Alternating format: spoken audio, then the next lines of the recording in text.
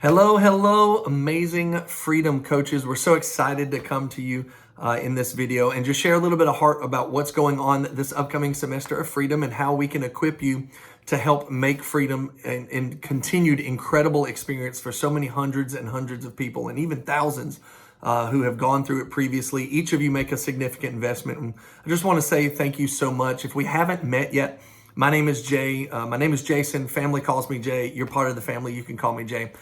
Jay Humphrey. I'm the location pastor out in Katy, and we're just excited to be helping with freedom this semester and helping make sure you have all the tools, resources, and information to be successful. I want to share a couple of things with you that are unique to your role as a freedom coach this semester and how you can help freedom overall at Hope City continue to get better. We're calling this a little bit of a rebaseline semester for us. And so we're going to really need your help in correcting some things. As you know, freedom has just continued to grow and grow and grow. And what has happened is over the course of a couple of semesters, I as a leader may create one experience. Another leader, let's say it's you, creates an experience with one little modification. Then people that are in your group reproduce that one little modification and they add one little modification on it.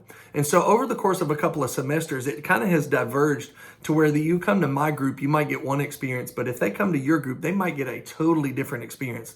And so this semester, we're just really trying to pull everybody back in, get everybody back on the same playbook so that regardless of what freedom group you can go to, you'll get a very consistent experience across Hope City, across locations, all that kind of good stuff. So here's what that means for you. Here are the things that we want your help in overseeing our connect groups, our freedom groups, and making sure that you're talking with your connect group or your freedom group leaders about these things. We're trying to protect the integrity of the group, the integrity of the experience, the integrity of the curriculum. And as I said, just in the pace of growth, the pace of speed, some of those things have changed and we want to pull them back a little bit more. One thing we really want to focus on is not really adding any extras. So there are some things in the curriculum that are instructed to do, some things that are in freedom leader training that are instructed to do, but we don't want to add a whole lot of extras to it. I know there's some special elements that people have added over the course of semesters. And I just encourage you to help us with our leaders not add a bunch of special elements. What happens with a couple of the special elements, whether they be,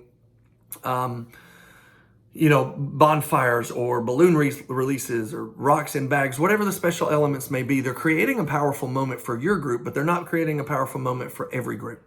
So here's what can tend to happen. One, it can unintentionally create a different experience. Two, it can unintentionally take away the power of a moment that's happening at the Freedom Conference. So if people are having an experience dealing with surrender in your group, that's a powerful demonstration like that. And then they get to Freedom Conference, they feel like they've already dealt with it. And so it's unintentionally diluting the power of the conference. Third thing it can do, especially for those that are in your group that want to lead next semester, what we're hearing from a lot of people and what I've heard in years past at previous churches is what people see, they believe, no matter what you say, they believe they have to reproduce the experience. So I saw this with catering. So be careful with catering, be careful with adding things, symbolic things to the group, because what happens is since that's the experience people have, they feel like if they step into leading a group next semester or co-leading a group, that they feel this unintentional pressure to reproduce those things. While all of those things were done out of your leaders' goodness of heart, all that kind of good stuff, just wanting to love on the people, it can become an unknown expectation or an unasked expectation. And so we just don't want to put any barriers in place to people leading a group. So if you cater, if your leaders cater, I would just ask them to cater on the very, very light end, light snacks, light water, and continue to tell their group, hey guys, we're providing this. This is not an expectation of groups. I'm providing this for you because I want to create this experience for you so that we can drive over and over and over to potential leaders that this is not an expectation.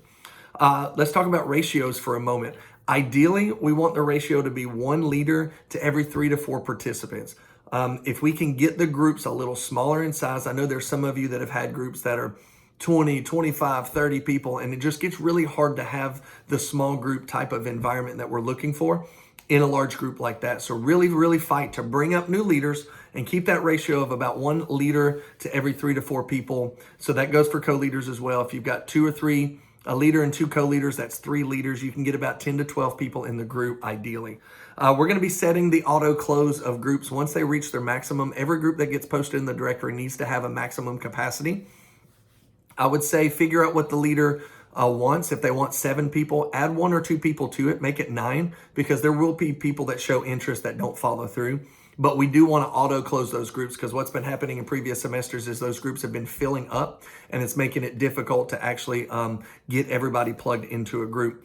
And then again, as I mentioned, just really follow the curriculum, follow the Freedom Leader training to the T, so that we can create consistent experiences across the board. One of those things being one-on-one prayer.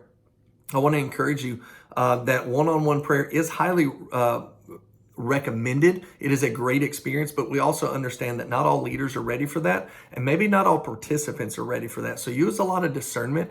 Know that it's not required. It is recommended if you want to do a corporate prayer, and then just make yourself and your leaders available as your participants leave to have some one-on-one if they want to. We don't want to create an environment where participants feel forced to get one-on-one prayer, because some of them aren't comfortable yet. And so just use a lot of discernment in that. What we've done in our Freedom groups personally is, for the first 3 to 4 weeks while we're building relationship, we do corporate prayer. And then about week 5, when we start getting into the meat of the curriculum, we'll start doing more one-on-one prayer. Again, we don't make it mandatory, but we do highly recommend, hey, we're going to be available. And so you're free to leave, but we would love each of you to come by and get one-on-one prayer if you don't mind. And that way you kind of cater to both worlds. You allow them to build a relationship with you before asking them to get some one-on-one prayer. The final thing is we start switching gears towards the end of the semester conference. Try to not bring, actually, I'm just going to say, please don't bring. I encourage your leaders to not bring gifts to the conference. Present those kind of things after the conference. Have your life after life, your freedom after freedom, whatever you want to call that 13th week after conference, when you get together and people share stories. Have your leaders present those gifts at that time. It's getting larger in quantity and larger in amount of people doing it. I don't mind the shirts and all that kind of good stuff, but actually bringing presents to the conference. We don't want anything that's going to detract from the conference. There's nowhere to put those. We're not reserving seats, things of that nature, things you saw this past Freedom Conference. So we just want to go ahead and get the word out there that, hey, if you plan on buying gifts for your participants, that's fantastic. Present it to them after the conference and let them know, again, if you're thinking about leading a group, this is not an expectation that you buy everybody in your group a present. I'm doing this because I love you and I value you, and I just wanted to do it out of the kindness of my heart. So those are some coaching points that we would love your help with this semester, and as you work with your leaders and co-leaders, and just helping us kind of pull all of Freedom all across Hope City, hundreds of groups, pull them all back tight together and make sure we're creating a consistent experience. If you have any needs, feel free to email freedom@hopecity.com. The Freedom team will make sure you get needs addressed. Always talk to your Freedom Hub leaders at your campus, your Connect group directors, if your campus doesn't happen to currently have Freedom Hub leaders. We want to make sure you have everything you need to be successful this semester and have an incredible, life-changing set of groups underneath you. And we're so thankful for the time and energy you give. Look forward to hearing your stories. Please write them down as you hear life-changing stories. Write them down. Email them to freedom@hopecity.com. We want to make sure we share those with Pastor Jeremy and with the team as well, because it really just fires us up to know how you're making a difference and how God is using you. We love you guys. We'll be talking to you soon, and have a great, great Freedom semester.